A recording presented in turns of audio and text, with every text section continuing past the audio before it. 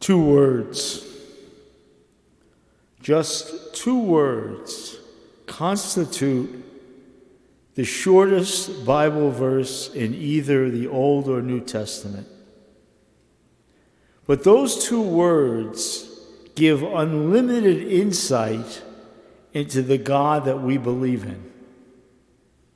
I'm talking about John chapter 11, verse 35.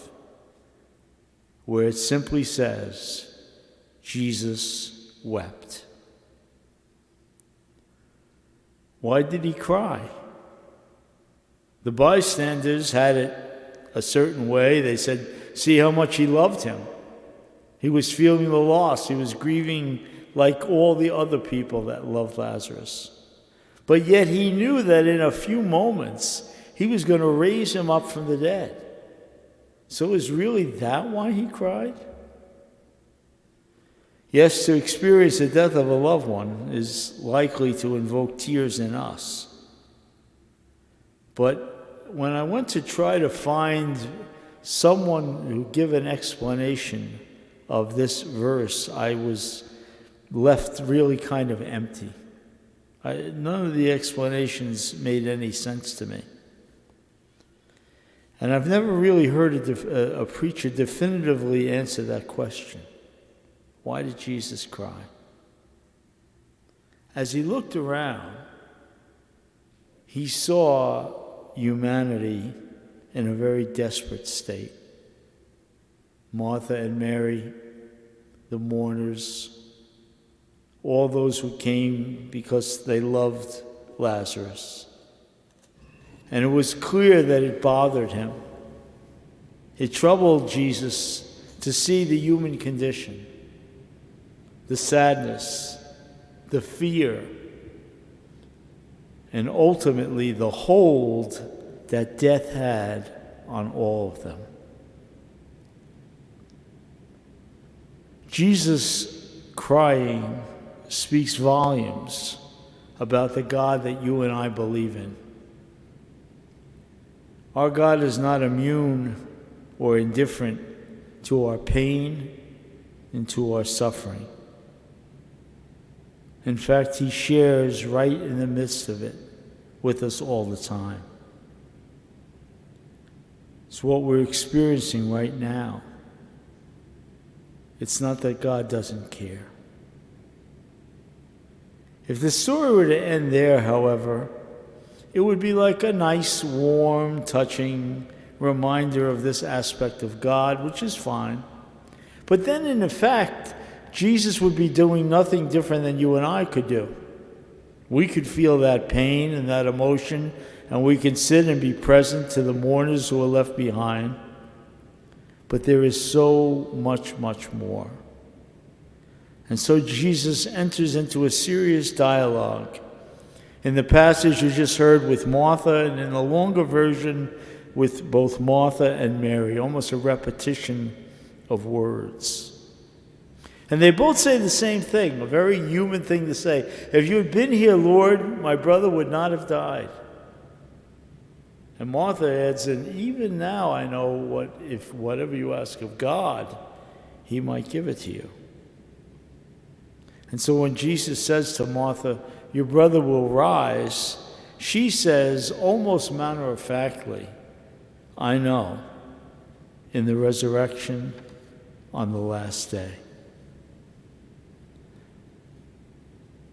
That's almost like the answer in a religion class. It's okay, and it's right. But he says to her, do you really believe this? He says to you and me today, do you really believe this? Jesus says, I am the resurrection and life. Whoever believes in me, even if he dies, will live. When Jesus asked Martha that question, do you believe this? She says, yes, Lord, I've come to believe that you are the Messiah. And so he asks us today, what do we believe? How much do we believe? How much is it in our heart? How much do we own it? Because of Martha and Mary's yes 2,000 years ago, because of your yes and my yes today, Jesus speaks a word toward Lazarus.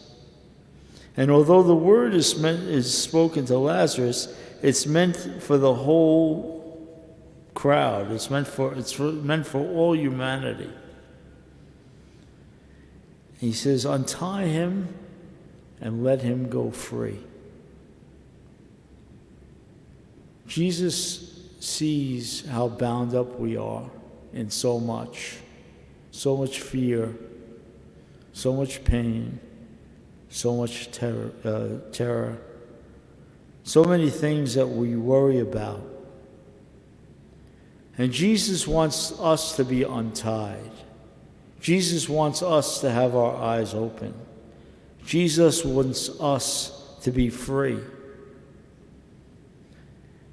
And that is truly what he offers us today.